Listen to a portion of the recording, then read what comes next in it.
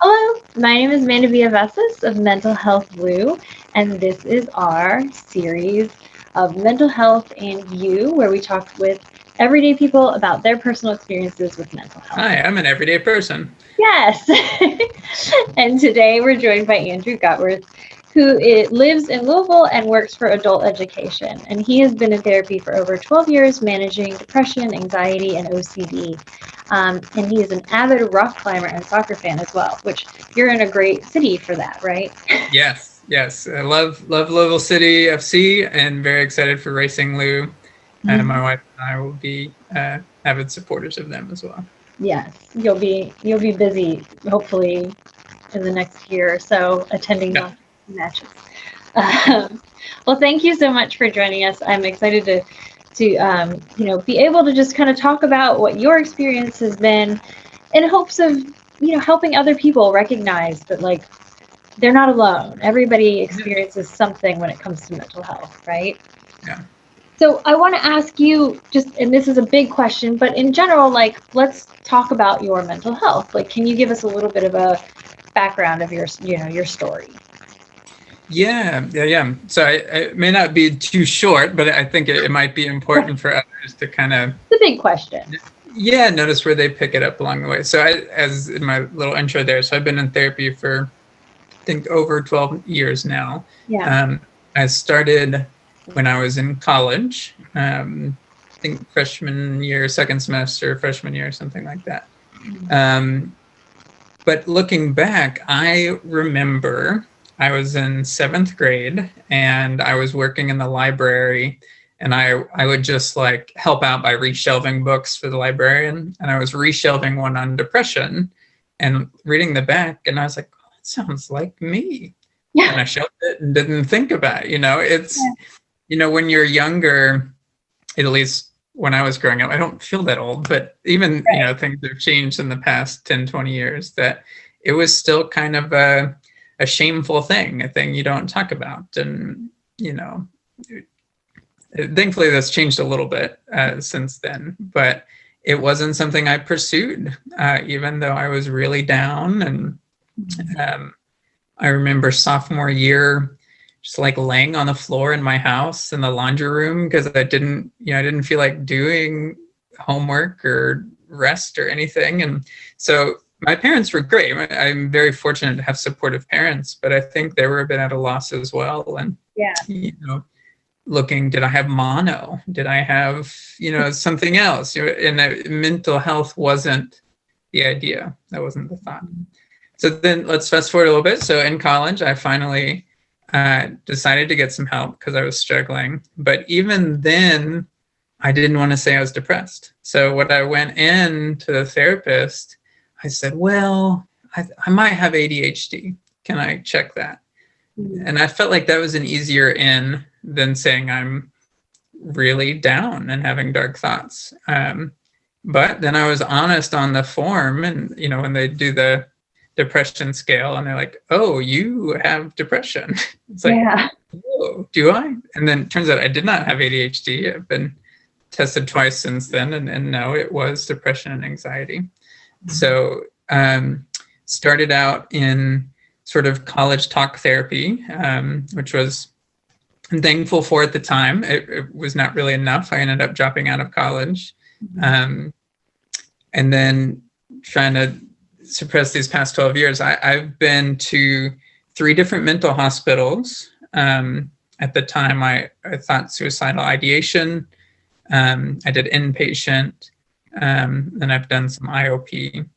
Now we might think it might have been an OCD side, an obsession about death, obsessive, intrusive thoughts about falling off a building or off a bridge or something, rather than having a plan.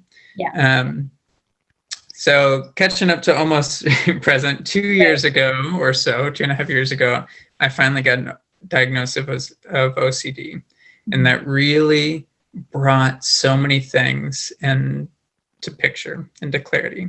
Why I felt, maybe resistant is not the right word, but that my medication wasn't working all that well, or that therapy wasn't working all that well, that I felt something was missing. And then this unlocked, and it was just like, oh my goodness, this explains a lot. And that's a very satisfying moment to get that, and then to actually get the help I need. So finishing up, I've been doing about 2 years of ERP, exposure and response prevention therapy, and it has really changed my life. Yeah. Well, and I thank you for, sharing about your experience, because I think a lot of people do have in some ways similar experiences, right? Where we start out with an inkling that something might be wrong or different about us, but we aren't quite sure. We don't have the words for it. Maybe our parents don't have the words for it. So, we kind of go through life. And then, as you mentioned, there's different types of therapy. So sometimes you might not be finding the right thing, or even our own hesitation when it comes to stigma, right? Right. So, so it sounds like, so I guess I would ask for your journey, like, what do you think kind of kept you going where, when you did kind of hit those walls? Or because it does happen from time to time when maybe somebody sees a therapist that's not the right fit, or maybe their diagnosis isn't quite right, and so they're taking one path that maybe they need to pivot a little bit. So what was that part of the journey like, and how did you advocate for yourself? Like, how did you get to that place where you said, that's not right? Yeah, and that's a hard question, I think, for a lot of people. As I've been in group therapy in various forms, it's something that has come up where someone wants to leave group, they want to try something else, and the leader might say, no, we really think this is it for you. You got to give it a fair shake. And that's a balance, right? So on one hand, you do have to give some things some time. You all are more experts than me, but in my own experience, it takes medication a few weeks to kind of ramp up and say, is this actually a good medication? Right. It takes some therapeutic practices like cognitive behavioral therapy, journaling, mindfulness. It takes some weeks to get it kind of where it's effective. And so if you try it 2-3 days and go, oh, it's not for me, then that's also not advocating for yourself, because you're not giving it, I think the phrase I use, fair shake. You're not giving it a fair shake. Yeah. On the other hand, I feel I sort of beat my head against the wall far longer than I should have. It took me 10 years of therapy to find ERP. I wish I had found it sooner. I wish I knew what it was and then advocated for myself sooner. But let's talk about that piece you mentioned about advocating for yourself. There was that moment where I got an OCD diagnosis, and then I went to therapy and group therapy, like maybe once a week or twice a week. And the discussions were about, how's work going? Do you have any relationship problems? Do you have, things that are worthwhile to discuss for many people, but that was not mine. I said, no, my relationship is great. Work is great. Right. My parents are very supportive. I'm not complaining about that. And so it was a very external focus. I was like, no, I have racing thoughts all the time. I have intrusive thoughts. I have, and I finally said, to a very wonderful group leader, I don't think this is for me. And she tried to get me to stay. She tried to say, no, you gotta, I think this is what's best for you. And I said, I don't, from what I'm reading about OCD, I don't think this is it. I think I need to do something else. And that's a hard moment. It's sort of a leap of faith of, did I try this for long enough? And at that point, I felt I had. I think it had been about 3 weeks. And I said, no, I think it's, I think I need this other piece. And I'm very glad I did. I found ERP, and it was a game changer, really. And how did you, I do want to talk too about so there are different treatments for OCD symptoms, and it's sometimes just a matter of finding the right key for the right, right lock. For you, one, how did you find ERP? And then two, can you describe to people a little bit of what ERP is and some things that you've done in your, in ERP therapy? Yes, I'd be happy to. And especially if somebody's watching this and decides, oh, maybe I don't have OCD, maybe this isn't for me, keep watching, because you might. You and I talked before this meeting that my notion of what OCD was, sort of the Hollywood version, particularly the show Monk, which I love, the show Monk, but it's this portrayal of people that have OCD obsessively wash their hands. They're very organized. They tap and count things. And that's what OCD is. Well, it can be, right, but that wasn't my case. And as I'm seeing it now in my own family, and among my climber friends, several of us have gone to get help now and have been diagnosed with OCD. And it's none of that. None of us were hand washers. None of us were excessively organized. It manifests in so many different ways. There's so many subtypes. I would say my subtype, I am more on the O side, more on the obsessive side. And so I ruminate, I think, and I overthink, and I obsess. And I worry about, at least before in relationships, did I say the right thing? Do they like me? Do they not like me? Did I say enough? Did I not say enough? And then there's another subtype, which is perfectionism or just right. I got so paralyzed at work that I could no longer send emails or make phone calls because I was so distraught over, how do I need to phrase it? I need to go and research this thing before I put that in the email. But before I do that, I need to open this. And right. That's overwhelming. That's so much extra work to send an email. Yeah.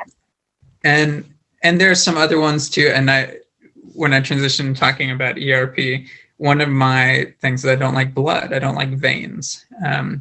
Or rather, as we say in ERP, my brain doesn't like those things. Yeah. So a key part, very first session or two, they recommend, at least where I go, to name your brain, to name your thoughts. And so I named mine Dolores, after Dolores Umbridge from Harry Potter. Do not like her very much. And so starting to separate what Andrew likes and what Dolores likes, or what Andrew doesn't like and what Dolores doesn't like.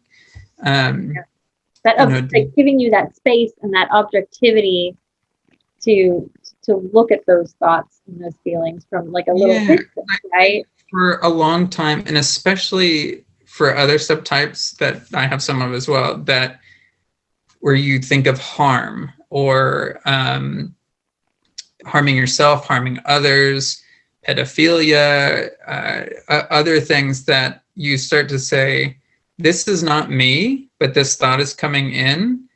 For many years, many people with those thoughts must think, I'm awful. I'm a terrible person for having these thoughts. Oh, I'm a monster. And starting to separate, oh, that's just a thought coming into my brain. That's not me. So in my case, that's Dolores being a big meanie. She's just rah, rah, rah. And so in particular about blood, I didn't like anything touching my veins. You know, if you go to like a festival or even something where they stamp the back of your hand, I hated that. Oh my gosh, I would tilt please just hit my wrist and not my veins. And you know, I had all these particular things where I couldn't have anything touching it. So I know I've monologued for a bit, but I'll transition into what ERP was like for me. So exposure and response prevention. The thought is, and you can correct me as the expert, but in my experience, that we have things that distress us. So let's look at the blood for me. Seeing my veins or anything touching my veins was distressing.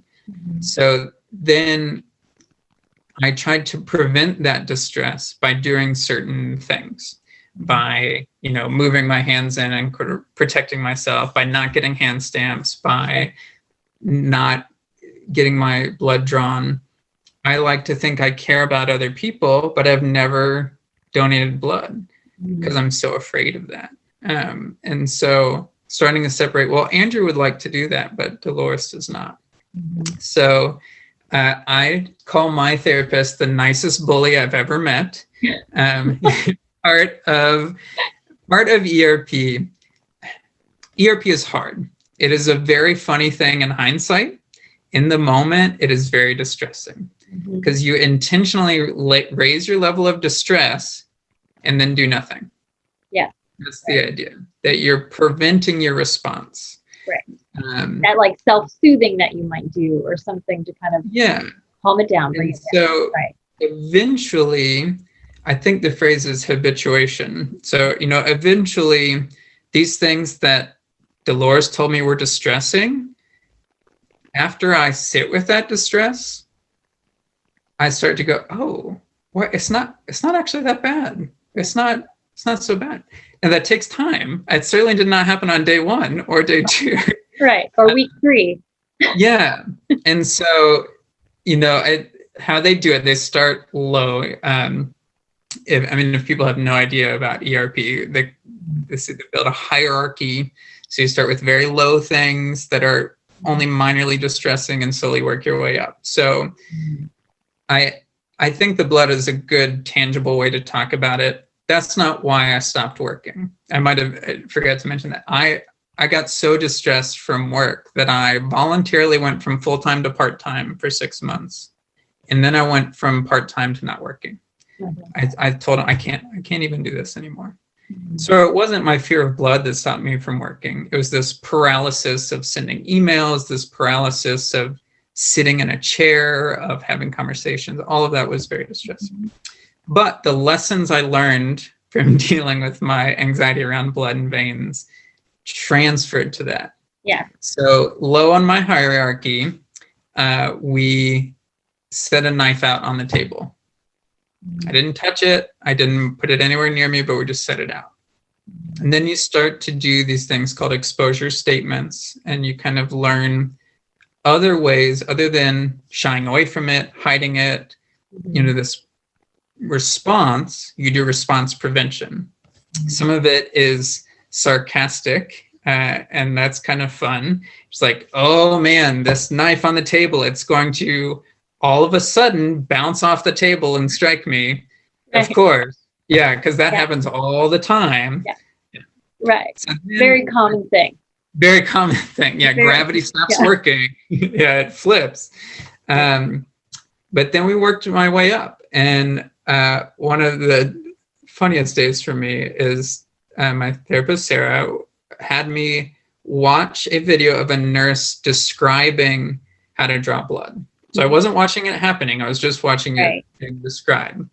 And she said, I try to find the juiciest, plumpiest vein. And then Sarah stops the YouTube video and goes, great. Here's what you're going to do. You're going to walk to every person in this building and ask to feel the juiciest, plumpiest vein. So it was an exposure on a few things. 1, blood and veins. 2, on inconveniencing people. I didn't like to inconvenience people, and sort of this social anxiety of, it's a weird thing to ask somebody. Yeah, it's not a common question. So I did. I went to the receptionist. I went to the other therapists, and I said, excuse me, can I feel your juiciest, plumpiest vein? Of course, they're all in on it. So they go, sure, here you go. And I had to feel them. Oh my gosh. I mean, it was awful. I was miserable. That was probably a really distressing moment for you. So distressing. But there was also a lot of humor. And now I can look back on it. And now I can do it. I can touch my veins. I could touch yours if we were in person. And it's, slowly that response starts to die away. Hold on one second. Okay. So go ahead and continue. It's okay. All of that sort of funny stuff I did with blood and veins, and some other humorous ones about I didn't want to inconvenience people. I didn't want to break the rules. They had me go to Target. Oh, and another weird thing is I never owned a pair of jeans since like middle school. I was like, it's not me. That's not who I am. I can't own jeans. Yeah. So my homework, I went to Target with my therapist, found a pair of jeans, bought a pair of jeans. I got lots of clothing items that I wasn't even going to try on, and just told the lady to put them back up. Oh, that was rough. And that's then an inconvenience, right? You're going to inconvenience her. She's got to inconvenience. Yeah. They had me put on a hot dog costume that was there at the time. And then I had to sit and block the fire exit. in my hot dog costume. And, so it's all awful, but also it turns out it's not so awful and it's sort of okay. And so I started to learn these exposure statements and so the sarcasm, sort of mindful deflection, and something that I would add, as advice to anyone else who's trying this out. And also, can you still hear me? I think you froze. Yeah, we froze, but I can still. You're still well, not quite sure. Go ahead and throw it out there. There we are. When you first start, or if you're interested in trying things at home, the goal is not to argue with your brain, because your brain is smart, and it's probably going to win. And so instead of going, well, I probably won't inconvenience them that much, or it's their job, or maybe I won't see them again. Instead of arguing with it, just go, I have other things to do.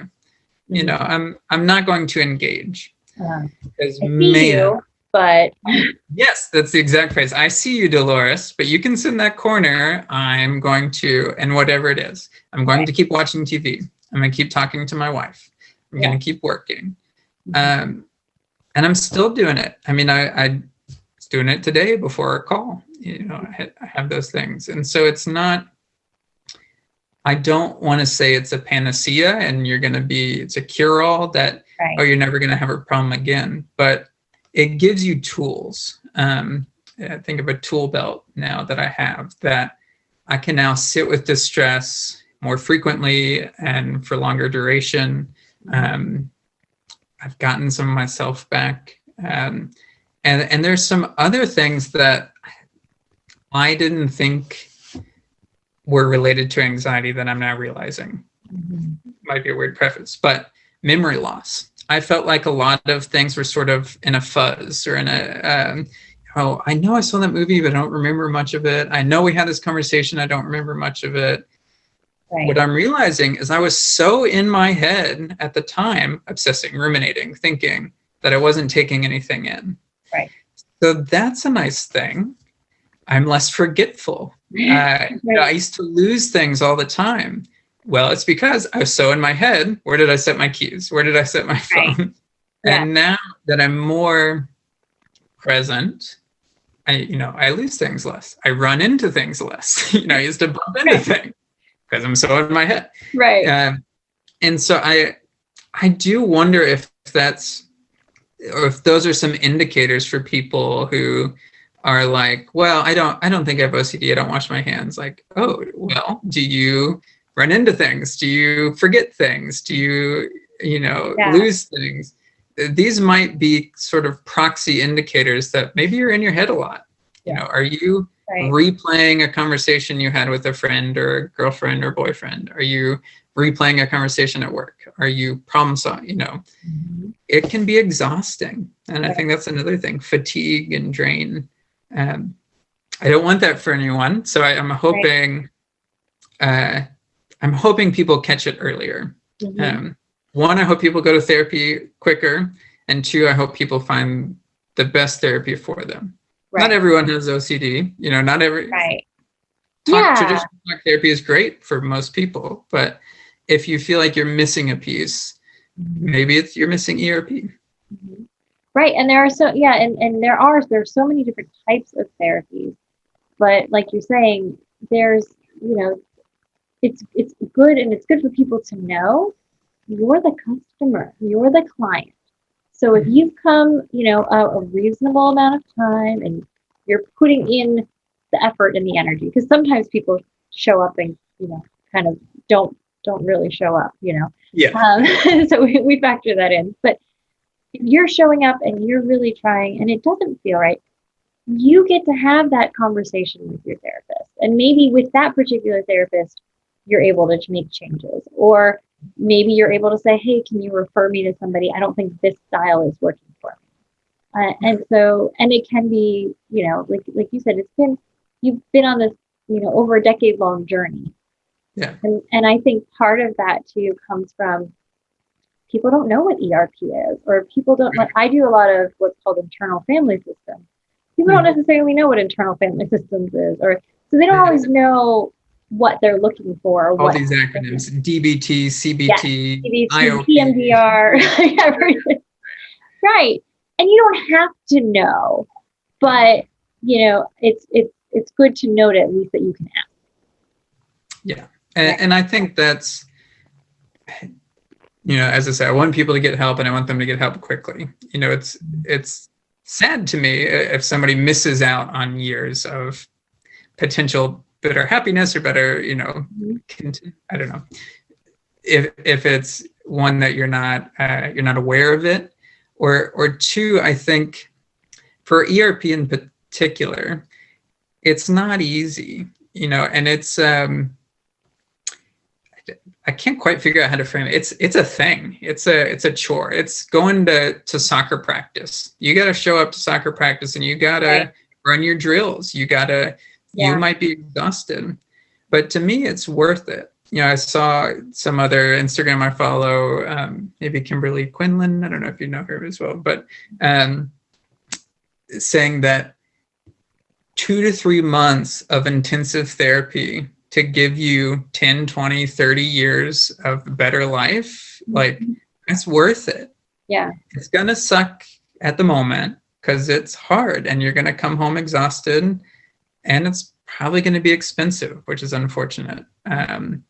And I have some friends that are very much into value, like, well, I don't know if it's worth it. I'll just do this regular therapy that's cheaper. Like, okay, but we also spend a lot of money on happiness, a new PlayStation or a trip or something like that. Right. So, yeah. What if we spent that money on intensive mental health for a chunk of your life to give you something better down the road? Mm-hmm. Yeah. And coming from the other side of that, I now see it's worth it. But it's hard when you're going in blind to say, well, I don't know if it'll be worth it. Yeah. When you're thinking about spending lots of money, or will your insurance cover it? Won't they cover it? Lots of factors there. Yeah. We kind of want a guarantee sometimes. Yeah. But like you said, it's like signing up though for, like, you're going to soccer practice, you're going to, with the intention, I assume, to become a better player, right? Yeah. And part of that is going to mean that you're going to come home at the end of the day and you're going to feel fatigued and tired, and you're going to push your body maybe a little bit to the limit. And sometimes, and that's part of therapy. Part of it gets uncomfortable. Yeah. Fortunately, though, like you said, like you have a therapist, it sounds like, who knows where your edge is and is going to hold you when you, so that you don't go too far for where you are at the moment, right? Doesn't push you too much too fast or anything. Right. And I think that's an important thing, like, be with a professional. Unfortunately, I know some people can't afford it right away. There are some other things you can try at home sort of as a bridge. But yeah, it's going to be really hard without a professional to teach you these statements, to know your limits, to push you to that limit, and to really help you get through it. Yeah. Well, and I might also add, just while I'm thinking of it, I'm talking all about OCD with the ERP, but in my group therapy and in other talking to my therapist research I've done, it's also very helpful for trauma, PTSD, and eating disorders. There's a very similar idea of, let's sit with this just stressful thing and not respond to it in the way we normally do. Because that response, it turns out, is making things worse. And in my life, my response to, like I mentioned at work, well, I don't want to send this email. Oh, I just can't do it. Well, that led me to losing my job. That was worse than sending that email. Yeah. In my relationships, this party might get awkward. This social gathering, even if just a game night with friends, I might get awkward. I might say the wrong thing. I'm going to leave early. Okay. Mm-hmm. Well, I did that for years, and then I felt disconnected. I missed things that happened later on in the game night, and so my response was worse than the initial stress. Mm-hmm. And so as we learn to sit with it, now that I, pre-COVID, when we were still having game nights, and I would sit for an hour or 2 or 3 longer than when Dolores said to leave. Dolores said, "Oh, it's going to get bad. You got to go." I said, "I see you, and I'm going to stay." And I'm very glad I did. Yeah, exactly. And yeah, and going back to when you were in that group and they're asking you how's relationships, how's work, those are also ways that we're assessing, right? How, because if you're saying, well, I can't send emails at work, Yeah. then that's some That's a sort of signal. sign Yeah, of that's distress. yeah. Or, I feel really disconnected from my friends but we don't always piece together things in that sense, right? In the moment, sometimes we're not recognizing, oh yeah, well, I'm feeling disconnected from my friends because I'm having these thoughts that make me want to leave early and then I miss out. That requires reflection and we're not always good at that. So yeah, so it can help therapy can also be helpful in building that reflection, right? To see those ways you're behaving in your life, how that it's affecting you and how like your thoughts are affecting your behaviors and so on. Mm-hmm. And then you're getting these tools so that you can actually fix those or repair those things, right? Because you're working now and you have, and you're like you said, you're able to stay longer than you would originally. Yeah. Yeah, I think that unpacking takes some time. It does. And it's also not necessarily like we see in movies, again, a Hollywood therapy of, oh, it must have been something in your childhood. You went to find a beach ball and it wasn't there. And now you think that, it's not necessarily that. But there is this unpacking of, I didn't know why I wanted to leave parties, or leave social gathering. I'm not saying like a wild, raging drinking party, but, nights or just gathering, a picnic even. But when Sarah first asked me, well, why do you want to leave? I was like, I don't know. And in talking in group, I don't know if you've had patients describe this. OCD sometimes feels like this pulling, like almost like this slow gel that's kind of pushing or pulling you towards something like, oh, I need to leave, or I need to, there's another subtype that's body focused repetitive behaviors. I need to pick my hair. I need to, pull my beard. Mm-hmm. And I didn't know why. I didn't know why I needed to leave. But like you said, that reflecting, that unpacking, like, oh, I think it's because I feared something would go wrong. Mm-hmm. There were too many factors that could go wrong. Mm-hmm. Well, that explanation also turned to other parts of my life. Why did I have a hard time sending an email? Oh, there were too many opportunities for something to go wrong. Maybe I got this date wrong, or maybe I typed in the email wrong, or maybe I got this, information. There are just too many opportunities. Mm-hmm. Even like making my wife a smoothie felt too much because there are too many steps. I could mess up the blueberries. I could mess up the peanut butter. I could make a mess, and so slowly you're taking responsibility for all that. Right? Yeah. If and blueberries are sour, you didn't know that. yeah, that's on me. That's on me. Okay. So, like you said, that reflection and that unpacking, finally, I started to see, okay, I'm noticing it in this part of my life, and therefore I'm noticing in others. Mm-hmm. I think that goes back to giving it a fair shake and advocating for yourself. There's this balance of sometimes you might feel, why is my therapist focusing on this? This isn't what I came in for. This, what is it? I wanted to talk about this. Mm-hmm. But then maybe your therapist knows, like, okay, if we can make sense of this, we can apply it over here. Mm-hmm. And it's hard to know. It's hard to know, like, okay, do I just need to stick with the process a little bit and this becomes clearer? Or is my therapist totally not getting what I'm asking about? Right. Yeah. Right. And it's hard. And it's always okay to ask, why are we focusing on this? Yeah. What are your thoughts, right? Yeah. Well, and so wrapping up here, I want to know, like, what is, what's one thing you would want, like, people to know when it comes to, we're trying so hard to kind of normalize mental health and break these stigmas that we have. You noticed you even had those. You didn't want to say that you maybe had depression, so you went with something more common, ADHD. Yeah.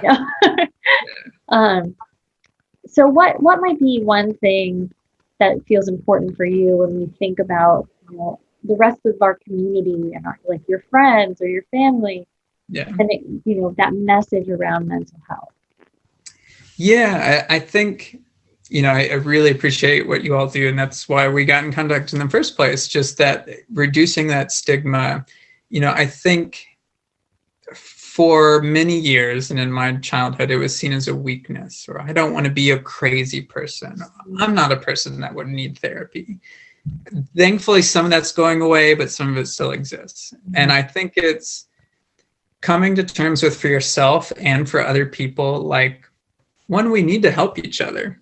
And some people know better than I do about that. I was a physics major. I might know more about physics than you do, but you probably know more about thoughts than I do. And so I'm going to go to the expert. I think that's one thing. And two, that it's not your fault.